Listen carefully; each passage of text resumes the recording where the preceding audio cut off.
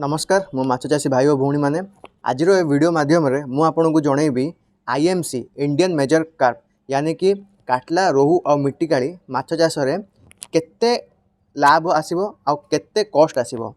तो कॉस्ट दी प्रकार कॉस्ट होचे गोटे होचे one time investment cost second होची आमर operational cost. One time investment cost रे आपणर माने बंध करवा कॉस्ट प्लस एरेटर कॉस्ट आउ जदि सेड रूम जदि करछेनी सेडा गोटे कॉस्ट। तो एडा होची वन टाइम इन्वेस्टमेंट आपण लाइब्रेरी सारा माछ चाष गोटे थरगा आपण सेडा इन्वेस्टमेंट करिए। तो से कॉस्ट आपण जत्ते भी करि परिबे माने आपण जत्ते भलो सेट करिवे सेते भलो माने सेते अधिक कॉस्ट आसीबो। बट ताकू छाड़ी ऑपरेशनल कॉस्ट रे तीन प्रकार कॉस्ट आउची गोटे होची फीड कॉस्ट आ गोटे होची सीड कॉस्ट आ गोटे होची मेडिसिनल कॉस्ट।